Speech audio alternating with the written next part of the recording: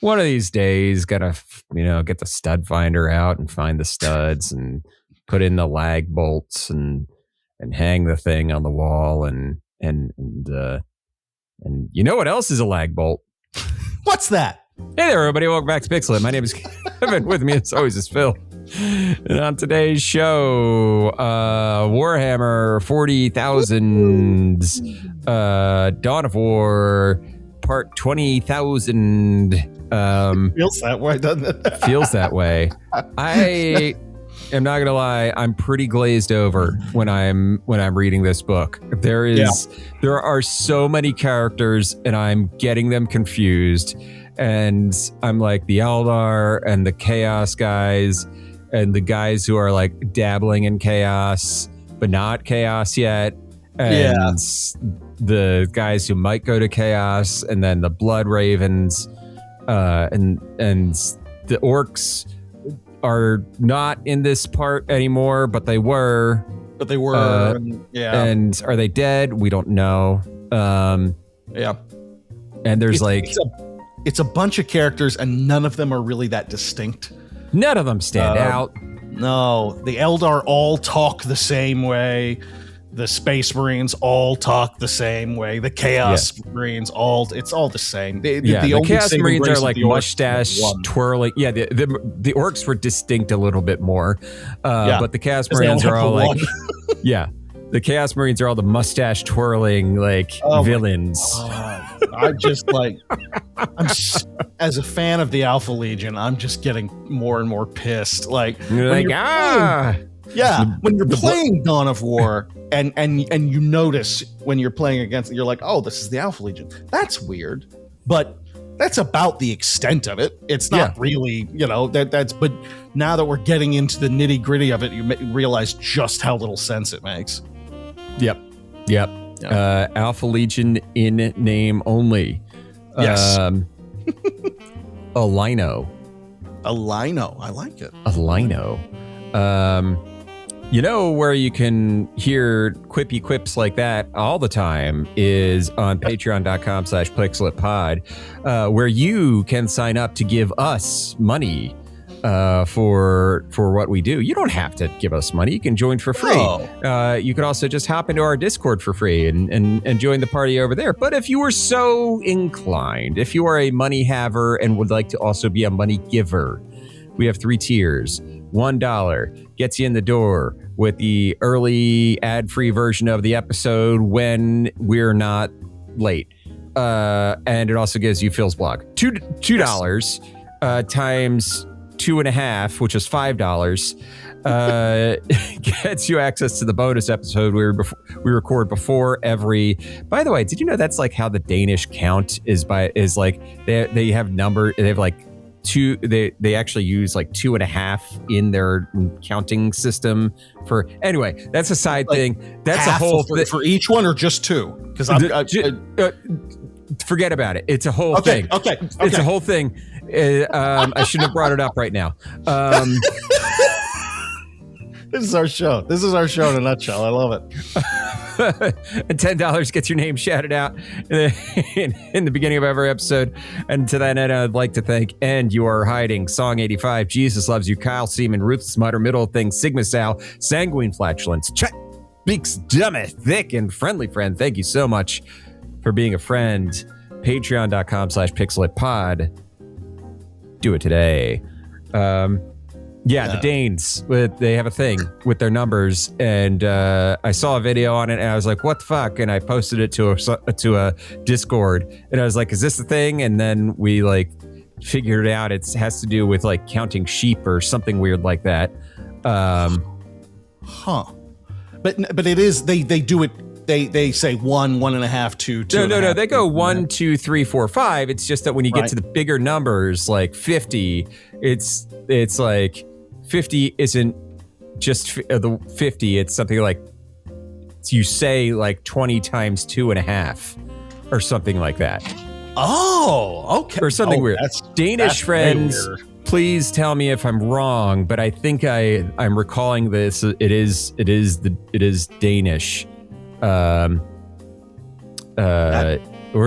would love to learn more. Or was it Dutch? I don't know. Was this racist? Nah. They're right next to each other, right? They're like there. They're not. I don't know. That's I have a hard time worrying about whether I think it was Danish, but it might have been Dutch. Don't you know what? Now I'm thinking it's Dutch.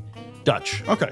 All right, Danish. All right, Danes. All right, Viking Danish. blood heritage is clean for the time being when it comes to math. When it comes to math, it's Danish. I was right the first time. Yeah. Oh, it wasn't Danish. Oh, I forget everything I said. You filthy Vikings. No cleanness on you. Oh God. I don't want to get in between the Nordic people and their legacy of hating each other. Yeah, it's true. They do it so well. They do it so well. It's not my circus. I'm Irish. No. What am I gonna do? Yeah. Get conquered? Yeah, I got it. Oh Christ. Yeah. So what are we talking about? God of War 30,000. We do need to get in a God of War. We do. I'm not going to go off on that, but we've talked about this. There are a couple of books we really should get into that one. I'm looking for an excuse to play the remake again. Yeah. Dawn of War. Dawn of War. Dad of War. Yeah, let's body in the marsh. All right, Marshies. Marsh. Let's do it. When I tell you to dump a body in the marsh, you dump them in the marsh. We are at part 2, chapter 5. It opens with Gabriel and Isidore welcoming Inquisitor Toth to. He said, who basically very promptly says, "You guys got to get the fuck out of here." Yeah, and you're done with this place. It's shit's fucked up. Yeah, you're not going to fix it. Let's go. Yeah, and he does, and of course he does it in the most piece of shit Inquisitor way he possibly can, which is just that's their MO. I can't believe that Gabe and Isidore aren't used to it at this point. By the way, Inquisitor Toth is the most Star Wars ass name I've heard in Warhammer and that's quite a bit. Sith Lord shit. No, you're absolutely right. That's some Darksaber shit. That's it. The Inquisitor Toth worked for Vader when they were hunting down the final Jedi in between episodes 3 and 4. That's you're not going to. It was the Emperor's hand, no question about it. That's What's his first name? Mordecai Toth, which is just swimming in biblical Mordecai Toth. Yeah, in Star Mordecai Wars, he would be something like, I don't know, fucking Labubu Toth. Yeah. Mucklick Toth. Mucklick Toth. Skinanina Toth. Just terrible names. We cut to a group of traitor guardsmen. They have found a sacrificial table, and they get into a firefight with the Eldar. A sergeant among the heretical traitor guardsmen gains a quote-unquote mark of corn in the guise of a mutated arm. Cool. Yeah. But this is the last we'll hear of it. This is at least for the rest of part 2. Yeah, exactly. The rest of part 2 is investigating this scene from 15 different points of view. Yes. It's not nearly as interesting as it sounds. Yeah. We cut back to Toth. He's explaining that a warp storm is coming and they need to go, that the warp storm is going to kick this planet's ass and it'll take care of their little chaos orc problem. So there's no sense in sticking around, which is as Gabriel points out, kind of a weird thing for an Inquisitor to say. Since when has somebody from the Inquisition preferred that nature take care of the heretics rather than the Emperor's mighty chosen ones? Right. So Gabe wants to. He's Gabe in all my notes, by the way. Gabe wants to take out he wants to take out Chaos, who he thinks are in quote unquote cahoots with the orcs. I was gonna text you when I read that. I was like, cahoots. It's like is this the word I would not have bet on cahoots showing up. It was like, what is this? Like a 1930s, Raymond Chandler novel? Yeah, he's in cahoots. They're in cahoots with the orcs. Yeah.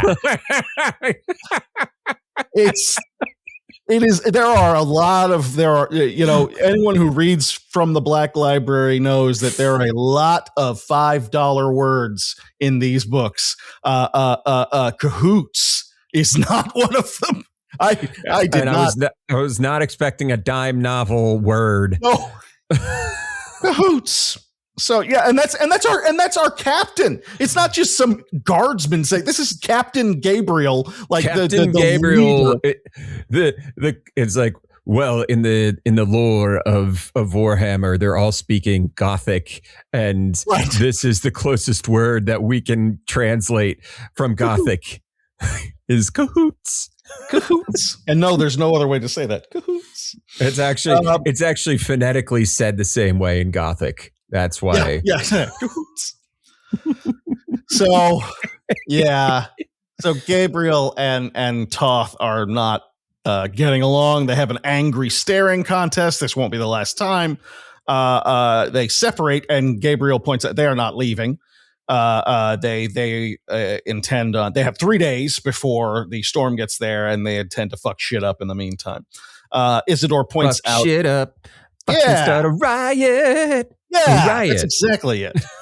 And I forgot about that. And Isidore heard that in a billion years. So Isidore, in his librarian research, says that previous entries about the planet that they're on have been hidden. That there are previous entries prior to the arrival of humanity, but they are kind of eyes only in there. We come to the Eldar, who investigate the sacrificial altar spot and wonder who uncovered it. We cut to Brom, our Imperial Guard leader, who is having a smoke break. He does this a lot. Poor Brom. He spent some time bitching about the Marines. And finally, the Space Marines come to him with something that he can do. They want some insight from him on the local folklore, local folk tales, anything that can give them an idea of what existed before here. This is also the last we will hear of this.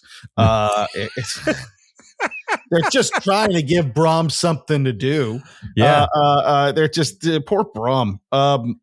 So they want his insights. The scouts found the altar, and they found it covered in dead guardsmen, and they know that it was another guardsman that did it. They killed the person on the one of the guys tried to offer himself up on the altar, presumably to be possessed by one of the demons or something, and another guardsman shot him in the head. Yeah, and we know it was the Sergeant Katarn. Kyle Katarn. Yeah. Kyle Katarn. Yeah. Who did it. Because it's like, look here, he was shot with a single las rifle round to the head. And his body is like, there's like veins growing out of the stone and into. That was a little bit cool. Was the description of how it's like the stone grew veins that went into him and started drinking his blood. Yeah. There is admittedly some metal as fuck chaos stuff in this part. I will give Goto the credit for that. And that's you're absolutely right. That part is cool as shit. All right, chapter 6, the Space Marines investigate the altar. Why didn't Inquisitor Toth sense chaos if this is here? Because they had asked him before. He had said, I don't really sense any chaos that we need to worry about here. So they are suspicious. They find a chaos bolt gun and assume that the Eldar are responsible somehow for the altar. The altar is filled with trapped souls and demonic shit. They talk about how like you can kind of see into it, and you can see it made me think a little bit of the what is the space in Beetlejuice when they open up what they think is a closet door, and it's the area where all the sandworms. Yeah, it was like with all the ghosts like staring, like it's hell for the dead. Oh, it's like that. That's death for the dead. Yeah, that's it. Yeah. I totally had that image in my head. It's where exorcised ghosts. Yeah. Yep. All the ghosts that have been exorcised go into this like forgotten realm, basically. That's right. That's kind of. That's not. It's basically the Immaterium in a nutshell. Pretty much, yeah. So Gabriel tells Isidore, you got an hour to examine this thing, and then we're going to blow it up.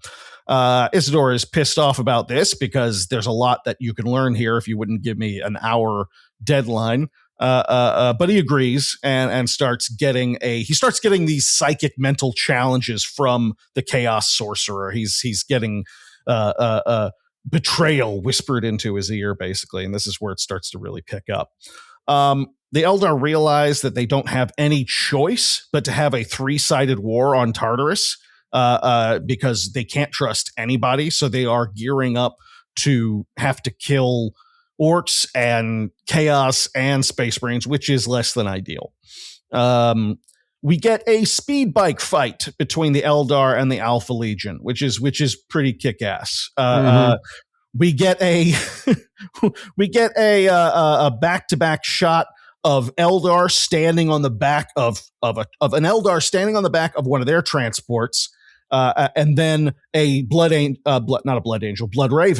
doing the same thing on one of their transports, a Rhino, which is something that I read very specifically that people complained about with CS:GO 2. He's like obsessed with the idea of having them ride the back of this vehicle. It's not enough that they're riding in it. They've got to like ride on top of it.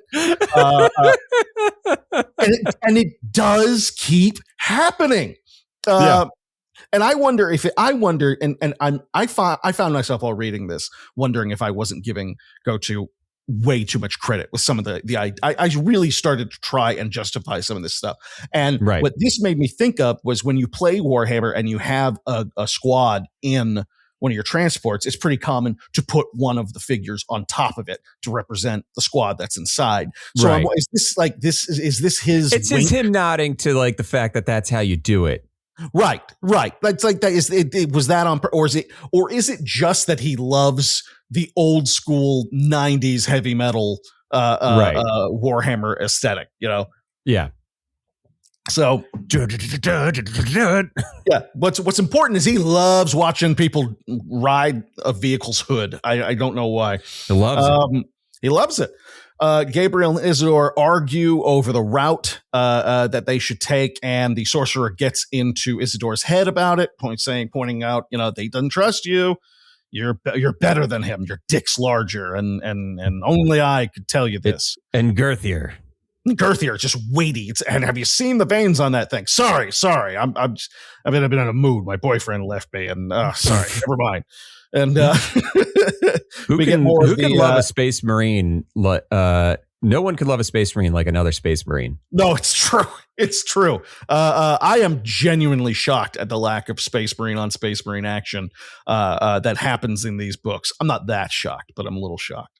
Well, that's shocked.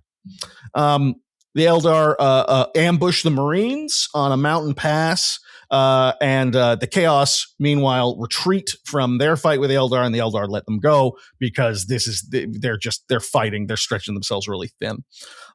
Meanwhile, the other Eldar retreat from their fight with the Marines, which is pretty typical of Eldar. They like doing the hit and run shit. Yeah, it's just they know that they're made out of paper. They gotta hit and leave. So the Marines set up a base, knowing that they must be on the right track if the Eldar are trying to stop them. Chapter 7, Brom is still brooding over how the Space Marines are treating him. He's really getting close to being an option for the Chaos Gods to take over. So. Yeah. I can't. Yeah, I'm like, why are we going after Isidore? Like, he's a look. I know he would be a powerful guy to get a hold of, but like, this guy's over here listening to like Plain White Tees records and smoking clove cigarettes. Like, that's your guy. I cannot name another Plain White Tees song other than "Hey There, Delilah." No, I can't either. I lived with a guy in college who started an emo band. Yeah. And they would practice in our attic, and they weren't bad, but I'm much more positive on that stuff nowadays. But at the time, I fucking hated it. Yeah. But he was obsessed with Something Corporate. That was the band he was obsessed with. Okay. So I thought for a second he covered up Plain White Tees, but it was Something Corporate. Anyway. How's it like in New York City?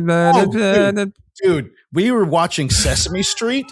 We were watching Sesame Street with my kid, and they do these parodies, and they had a letter T with a guitar doing a Hey There, Delilah cover singing about being a letter T. It wasn't like this is kind of a pastiche of this song. No, it is a straight up cover. And it was I love amazing. That shit. This is it. I love finding out what the writer's room for Sesame Street. That's got to be, it's like, yeah, we're writing it for kids, but we're going to do some clever stuff in here, of course. Yeah. Let's have some fun with it. And they do. They do. It's not often, but every now and then on that show, they'll make a joke and I'll go, oh, that was a good joke, actually. That was actually really funny. Good. Yeah. So, Brom is pissed. Gabriel confesses and seeks comfort from Chaplain Prathios. This is another underused character who's just, I guess he's just there to be a sounding board for more exposition. I feel like you either get you should either have the librarian or you have the chaplain, but not both, because they both kind of occupy the same sounding board space in a chapter. Like you go to the chaplain, you go to the librarian, pick one. Or have them opposed to each other or something. Right. But don't have them exist in the same milieu of like, I go to this old guy for advice. Yeah, it's true. No, you're absolutely right. And it's just confusing. And we don't get a lot of Prathios in this book. So it's like, why the fuck are you even here? Unless now here's the thing. If you want to have your chaplain in there, you don't confess to your chaplain. Your chaplain is the frothing madman at the front of your assault marine squad, screaming incoherently about the emperor and getting everyone hyped up. And that's you see him like when I was in the theater in high school. We had a joke, running gag among our friends called the man on fire moment. And there's always a point in a play that we wanted to have a pause in the play and a man completely engulfed in flames comes on stage screaming, hands above their head, running around screaming. And everyone just quietly, calmly watches him as he runs around in circles, screaming on fire, and then runs off stage. And everyone watches him go, beat, and then goes back to the play as if nothing happened. That was amazing. Yeah. That was a gag we would always talk about. Where would we put this in this play? And that's who the chaplain ought to be. The chaplain isn't someone that you like hear from a shit ton. Like if he's not the main character anyway, the chaplain is just the guy that like every now and then you're like, oh God, is he rabid? That drool is going everywhere. Like his voice is hoarse from screaming, and he's just covered in the blood of his enemies. These guys are fanatics. They're not, I don't think you confess to them. I've never heard of that. So, Isidore and Brom commiserate and get on each other's nerves, basically, because they're both really proud of their backgrounds and who they represent, and they're just getting on each other's nerves and getting pissed. Gabriel sends Brom's men to hold off the orcs while the Marines fight the Eldar. He and Isidore make up because they've been arguing, and I swear to God, they almost start making out. I think I might be polluted by the fact that I'm reading the picture of Dorian Gray right now. Have you read this book? The Oscar Wilde book. I never read a long time ago. Yeah. Yeah. I'd never read it before. And I told myself this year I'm going to read 10 classics. So I'm starting with that one. It's one I've always wanted to read. And it is the gayest book I have ever read. I do not say that as a compliment or an insult. It just is what it is. Yeah. And so maybe that's getting in my head, but they have this making up brother moment where, yeah, you do expect like some two-hearted, four hearts beating as one. Yeah. Sweaty under the moonlight moment. You ever dance with the devil under the pale moonlight? Right. That's what I call it too. So we get the Farseer, Matcha, and the warrior Jeriel. They talk about how Jeriel needs to transition to a new path, which is what Eldar do. They don't stay on any one path for too long. You're a warp spider for a little while. You become a striking scorpion, all that sort of thing. We cut to the Space Marines who are ambushed by warp spiders. Eldar are kind of like they're predator for Eldar. Like they disappear. Eldar's like release the warp spiders. Yeah, that's pretty much it. Corrales, the sergeant, he takes the worst of the fight and reveals a bunch of mines that have been left there to assist with the ambush. This is the end of the chapter, and it's this reveal of mines is played as like this dun dun dun moment, and I do not know why. I honest to God reread several pages to figure out why that was such a big deal, or was being broadcast as a big deal, but I could not figure it out. Right. Chapter 8, the battle ends with the Marines on top. The Inquisitor Toth shows up pissed off because he's a loose cannon, Gabriel. I'm taking you off this case. And hand me your, what would it be? Hand me your oath of your oath of moment and your oath of moment and your bolter. Yeah. You're off this case. it's that. And they have another face off. They have a talking like this contest. And then Toth leaves in a huff. The Eldar give the guardsmen of the city, Louvre Mar, a chance to leave. They say, we're attacking this city. We're taking this city one way or the other. There's only like 100 of you guys. We know that. You can either get out of here and leave with your lives, or you'll die. And the answer is yes and no. And I actually liked this detail. I thought this was pretty funny because there's not a lot of central leadership going on in there. So one guy, an Ogren, I think, goes down to the gates and like hits the lever to let them in. And while he's doing that, another Imperial guardsman up on the wall starts shooting. So it's like, we accept and now die. Like and the Eldar kind of cluck their tongues and think, oh God, humans, like the future of the galaxy depends on them, and we're all doomed. Yeah. The Chaos are planning on infiltrating the city through a series of tunnels rather than besiege the place. Isidore investigates an Eldar stone structure. It suggests that the Eldar have been here long before, millennia ago, but they have always planned on coming back. Right. The Eldar take the city very easily, and then the Blood Ravens blow up the mountain that they are on to remove the Eldar artifacts there. They fucking blow the mountain up and like literally sending molten rock and shit everywhere. Yeah, that'll do it. Yeah. Thanks, guys. That'll do it. Thanks, Gabe.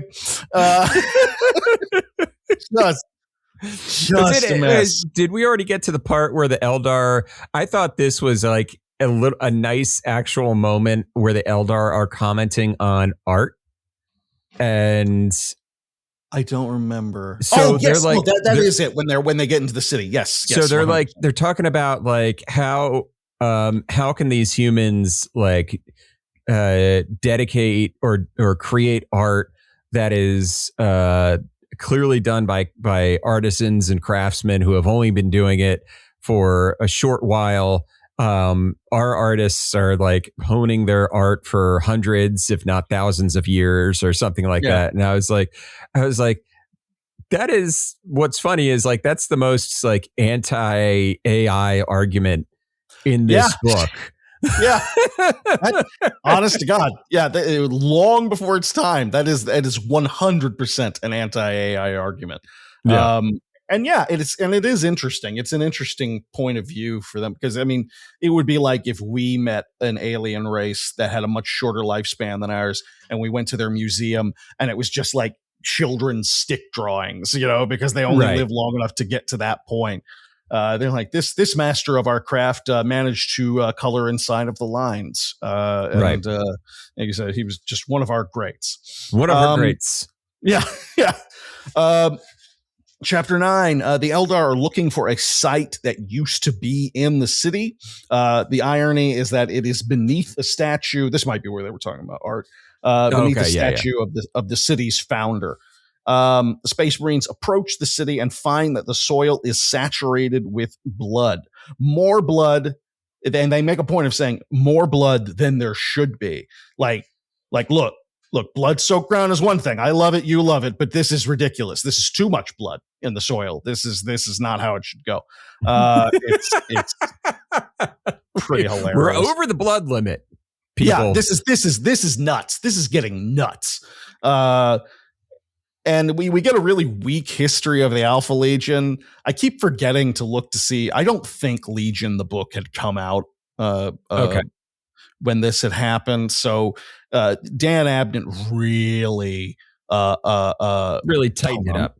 Oh my God. He set the bar so high for background on everybody, but especially the Alpha Legion, I think. Okay, Alpha Legion came out in 2008. I think this one came out in 2007.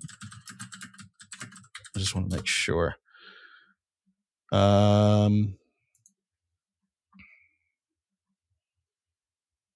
Yeah, this came out in 2004. So it would be another 4 years before the Alpha Legion was really locked down as to what they are, which is inscrutable little dudes, Right, and fascinating. And so this didn't need to be that in depth, but the background we get on them is just the most generic blah chaos. Like Alfarius was like, we're going to be the strongest Chaos Marines that ever existed, and that's why we're going to join Horus. And that's like it. Like it. Okay, that's it. Yeah, that's it. That's the whole thing. All right, that sucks. Even removed from Legion, it just kind of sucks as a backstory. The Farseer Macha finds a warp pool and instructs Jeriel to step into it so that he can come back as an avatar of Cain, the blood-handed god. Basically, their big stompy boy. It is Kalamentia Cain. Yeah, it's some nasty shit. Chapter 10, the Space Marines hit the city, and Gabriel climbs on top of a tank for no reason. And this one is like really for no reason. Like they describe him like climbing on top of it and to open the hatch to talk to the people inside, to like the captain inside. It was like, you've got Vox beads, you've got radios, like right. We have those. We have those.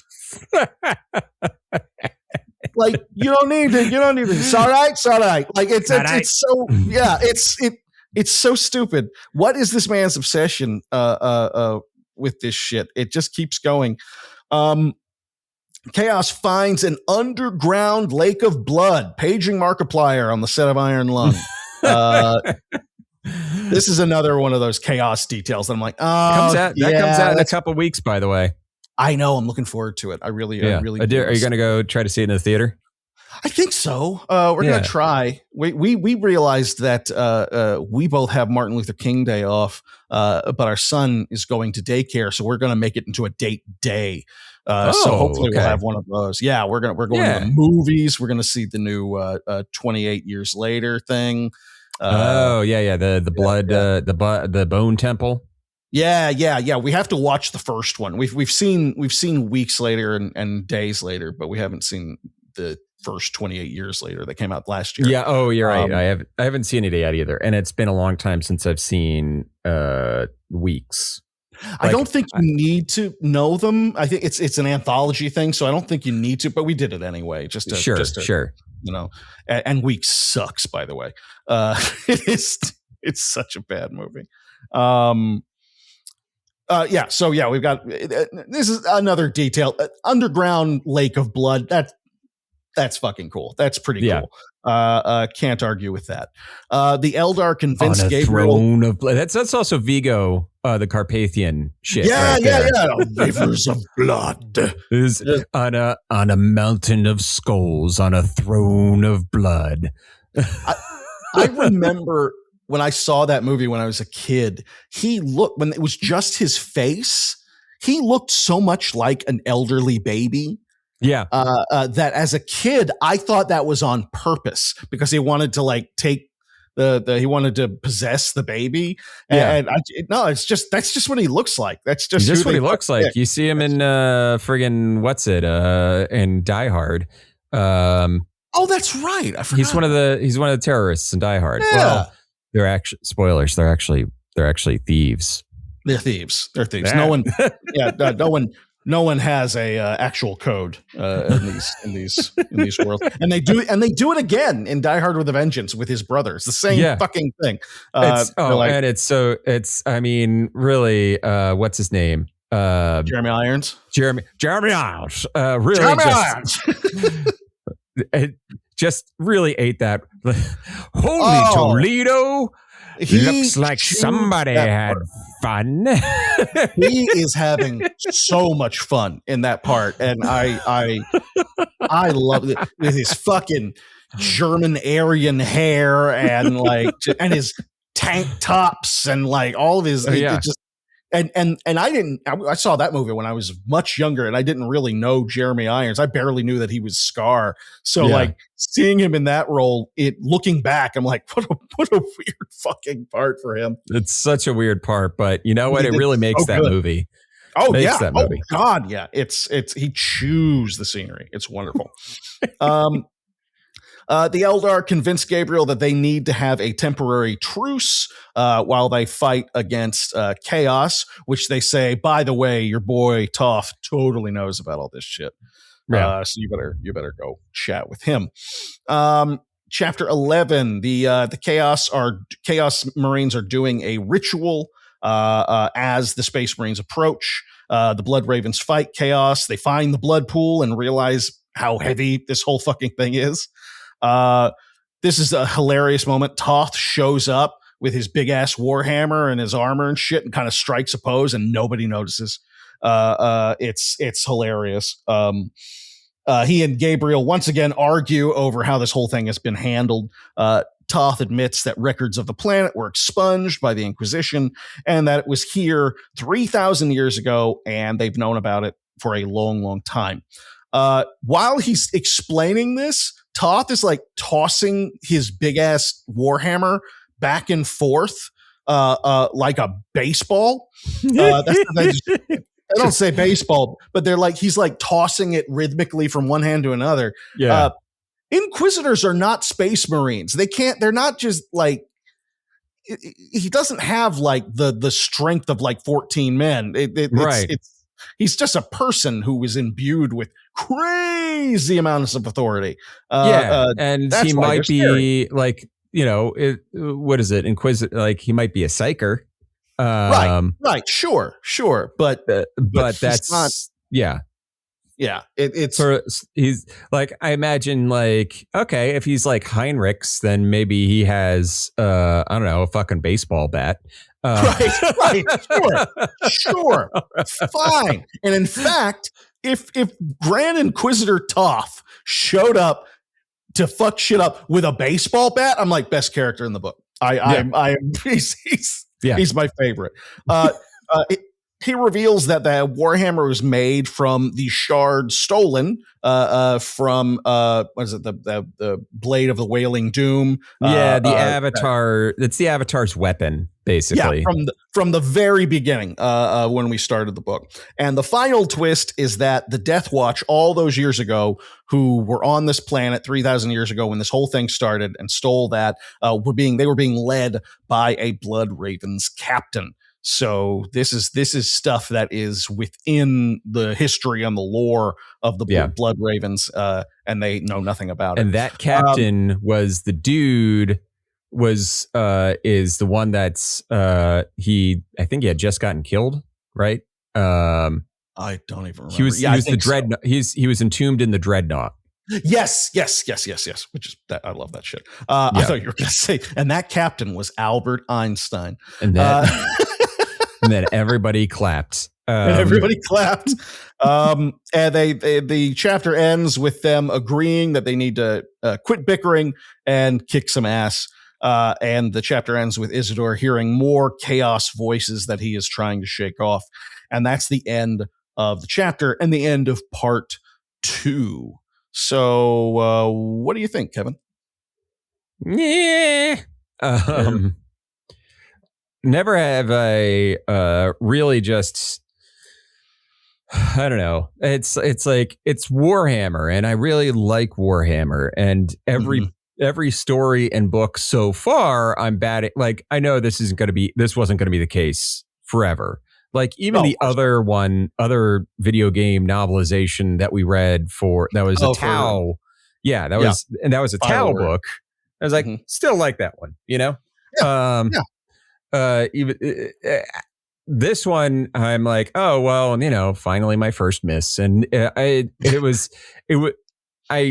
heard rumblings like in the Discord, people were talking about it, like, oh yeah, CS GoTo is like these books are kind of like known as some of the worst that the Black Library has ever produced, and like CS GoTo doesn't have like a great reputation and all that stuff, and I'm like, maybe it'll be fine, and I'm like, oh my God, these characters, the Eldar and the Space Marines somehow blend together, and that should never happen. That should not happen. Yeah.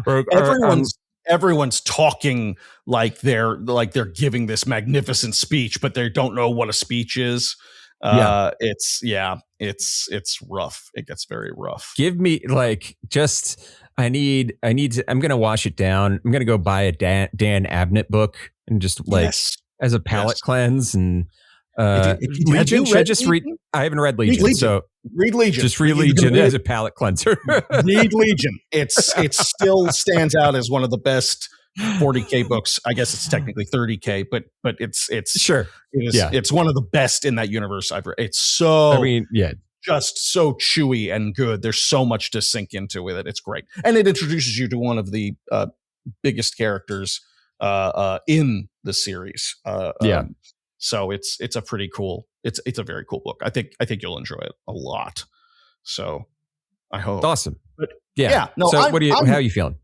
I agree. I think on the one hand, I've tried to think back to other Warhammer books that I've read that disappointed me.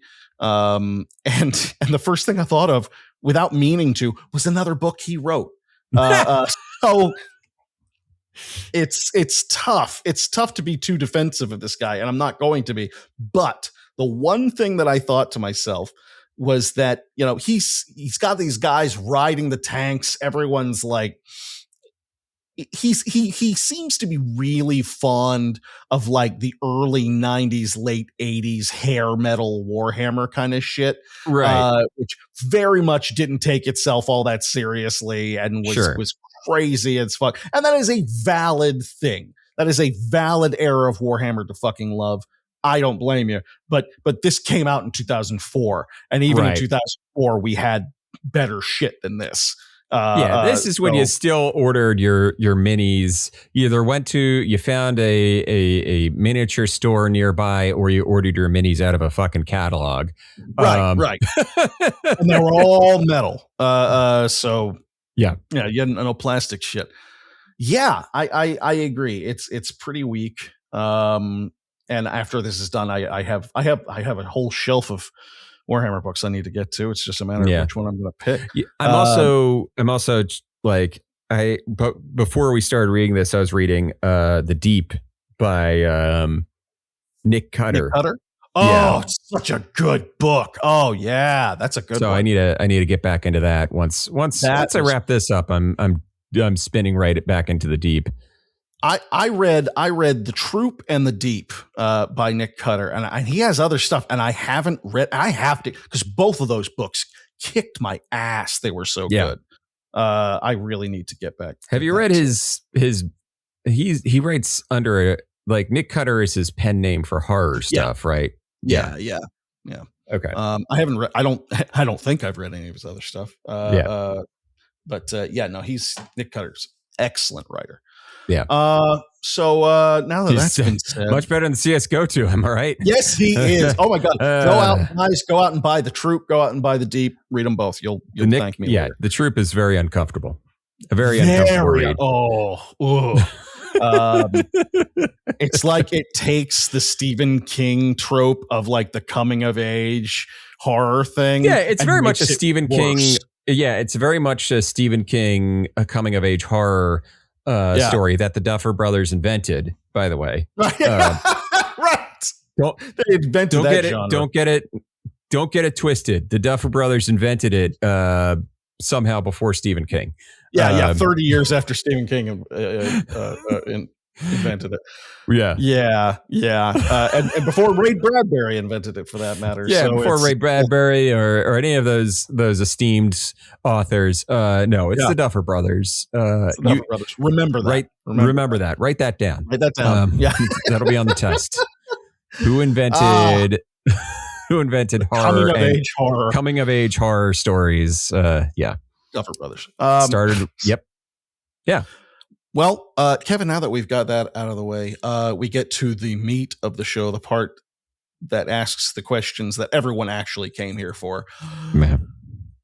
What are you playing? No, I didn't know that you were going to ask me this. I'm so unprepared. I've been playing. I like throwing things out like that. Yeah, I've been playing Tainted Grail: The Fall of Avalon still. Okay. Well, it sounds like you're on that more than you were before. Yeah, I'm enjoying it now this time. And here's what I'll say is the back third of the first act of the game is a little bit of a slog. And end of Act 1, there's a boss. His name's Galahad. He's got a pretty neat like lore and background and story. It's just the boss fight kind of sucks. Basically, the idea in the game is that this guy is Galahad, but he's not the original Galahad. Galahad is actually more of like a position because you become a Knight of the Round Table in this version of Avalon. And so eventually you become the Galahad, and the Galahad that is current is this Galahad the Pure. He has a habit of burning things with fire. He's like, well, I got to purify this village, so I'm going to burn it down and burn everybody. That's his thing. And the guy who, for such a small part, could be a bigger part if you side with him on the whole quest line, but you go there to kill him. The guy who voices him is just tremendous, because you show him this badge with like, I have this badge, allows me to speak to a Knight of the Round Table. And he's like, oh, okay. And where'd you get that badge from? And you tell him where you got the badge from. And the guy you got it from is presumed dead. Like, he's supposed to have been dead for a long time. And he's like, oh, you mean you got it from his grave, didn't you? And you're like, no, he handed it to me. And the guy who voices him, Galahad, just pauses, goes, interesting. So what is it that you want me to ask me? And then you go through this whole thing, and we tell him that you're here to kill him. His response is marvelous, and he gets up and he just swings his mace at you, and it's just like the whole scene is amazing. And then the boss fight kind of sucks, but everything up to that moment is just I just love the way the guy, just if you have a moment, just look up the dialogue tree of the Galahad boss fight in Avalon Tainted Grail if you're not gonna play it, or Tainted Grail Fall of Avalon, whatever the word is. Right. Because it's a really good moment. But yeah, I'm through the first act. I'm a good way into Act 2 now in the second area. Second area is a lot more geographically interesting than the first one. And there's a lot more the quests. I'm part of like an assassin's guild now, so I'm doing all sorts of shadowy things, and that's kind of fun. Nice. So yeah, I'm glad you gave it another try. Yeah, I'm glad I gave it another try as well. I mean, it's the year of my backlog, so I'm trying to go back and finish things, like really get opinions solidified on things. I've made it a mission to write more reviews of the games that I play. Nice. So I'll put them in Steam, and I'll probably post them on the Patreon as well. Yeah, you should do that. That's a great idea. Yeah. Otherwise, I still play Hades 2 mindlessly for the most part, while in bed. And I started playing Forgive Me, Father, which I believe you gifted me. I did. Yeah. It's a cool looking little first person shooter. It's very fast paced. Kind of Cthulhu-esque. Yeah, very Cthulhu-esque. One of the things I'll say about it is there's these enemies, there's these zombie enemies that are walking around, and if you headshot them and blow off their head, well, if they're holding another head in their hand, they take that head and they just affix it to the top of their body, and they keep going and keep coming for you. And I was like, that's tremendous. I love that. That's great. That's fun as hell. That is a cool little design detail. That's great. I love that. Or so you can shoot the head out of their hands first and then get them a headshot, or whatever. But I was like, that's cute. I like that. That's a nice detail. Yeah. So that's what I've been playing. Phil, what are you playing? What are you playing? Emails. I've been living my redneck fantasy is what I've been doing. I've just been, I got Is the, it like the Tractor Simulator or something? I've been playing Ranch Simulator. Okay. Which is a lot of fun. And it's like a lot of simulator games where you have to kind of figure a lot of it out yourself, which can be frustrating, but there's a really big community for it, which is nice. But yeah, like I'm building my own ranch. I've just got some chickens. I'm dealing with a frustratingly fast and terrible steering ATV to get around town and running into people constantly. Not making any friends. Sure. It's a great landscape. It's one of those, you can go out and hunt, you can raise your animals, you can just focus on building all this stuff. You can do all that stuff, and it's pretty cool. There is it's a very Pacific Northwest kind of area you're in, very forest mountains. But they recently released DLC, which is Southwestern style, which I think is a nice touch. Yeah, I always appreciate games like this when it comes to their DLC. I always, things like this and European Truck Simulator and American Truck Simulator for that matter, where it's like their DLC always seems worth it to me. It's always like, well, you're clearly getting something out of this. They are giving you more. It is a true expansion pack. Right. So I'm gonna keep tinkering away at this. This is very, very fun.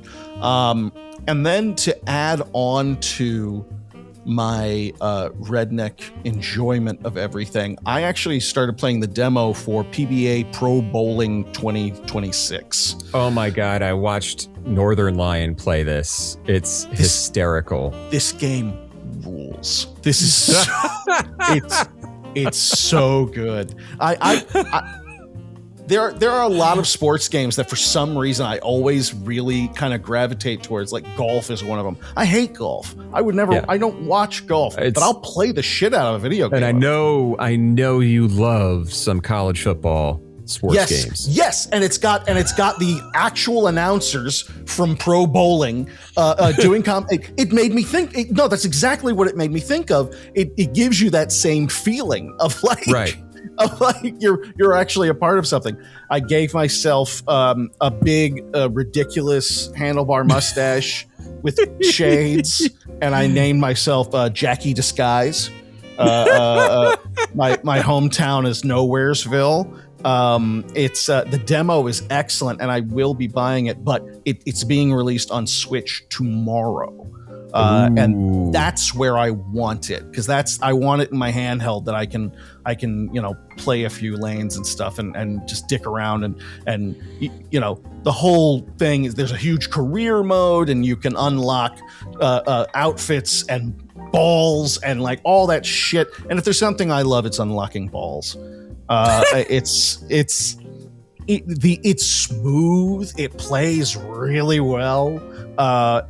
It's clever. It's holy shit. It's really good. Like I got it. Yeah. I got the demo kind of on a whim. I'm like, oh fuck, bowling. Yeah, fine. Fuck it. Let's play some bowling. Why not? And I did not expect. Fuck it, man. I did not expect bowling. To be. Yeah. I did not expect to be so taken with it. I did really badly my first game of it, playing against like the tutorial guy because I was still trying to figure it out. And with a demo, I didn't pay anything for it. It's like, fuck it. I might as well just play something else. This is one of those things where like I played against the tutorial villain until I got it right and actually put in the time I was invested, which is so nice. It feels good to play. It looks good. It's fun, and it takes itself just seriously enough. It's that thing where it's like, yeah, we're bowling. Like, yeah, it's bowling. That's inherently kind of funny when you think about it. But it is an industry, and it is a professional sport, and it is, and they take it seriously, and so they're having fun with it. But there's also a level of like, well, but slow down. This is a real thing. This is more than just like Nintendo 8-bit bowling, where you pick one of your 4 characters and the weight of the ball. Right. You got to learn how to do the spin. They have things really with like oil patterns and oil patterns on the lane. It's nuts. It's the level of detail, and I haven't even gotten into that. And they'll show you, for the pins that you have up, like what the best angle to do it at is, and that kind of thing. They show you what a professional would try to do, and it's up to you to actually pull it off. And it's one of those things where I'm like, oh, well, this will be easy. It's never easy, at least not for me at this point. So I'm going to be picking that one up tomorrow, because that's going to be my little handheld fling for, because Nintendo Switch gave me my year-end review thing, and basically I played one game every month. It was like every month was dedicated to one. It was dedicated to a game, and this will be your thing for January, February. Is your PBA bowling? I think this is it for a little while. So I foresee this game making it to the end of the year as one of your games of the year. I was thinking the same thing. I was like, weirder things have happened. This is very much, this could definitely be the case. So I love it. This is what demos are for, people. I've downloaded some more. I'm still playing Road to Empress, slowly chewing my way through. Got through a chapter without a single death. It was maybe one of my proudest video gaming moments. The guards did not seize you that day, my friend. No, I couldn't believe it. I was like, oh, this is coming along. And I was like, well, the hard part's going to come along at some point. And it was like, you did it. You passed this chapter. I was like, oh my God. Like, it was such a great feeling. And I was like, all right, I'm turning it off. because I don't want to mar this. I gotta live on this. Gotta live on this high for a little while. This is that's an achievement. Is getting through and not getting your character killed. I was really very proud, and I even went to jail. Like they put you in a jail cell. I believe that is. I mean, I think you end up having to go to jail. Well, I think you do too. You make friends with the girl in the jail. You make friends with the girl in the cell next to you, and you con the princess by befriending the cat. That was the chapter. I got through that whole thing without getting killed, and I was so fucking proud. So that's still a hell of a lot of fun, and I'm also playing through the bad guy version of the Winter Assault DLC for Dawn of War remastered. So cool. Just I'm keeping my 40K, I'm keeping my Dawn of War on point, Yeah, keeping it close, keeping it close to the heart. Exactly. That's me. That's awesome. Well, thank you all for listening. Remember to rate us on all your platforms, including Zillow and not Zillow, Homes.com. Homes.com. Yes. Homes.com, everybody. And LinkedIn, Better Business Bureau. And for the cheap seats in the back, fuck ICE and Free Palestine. Free Palestine, fuck ICE.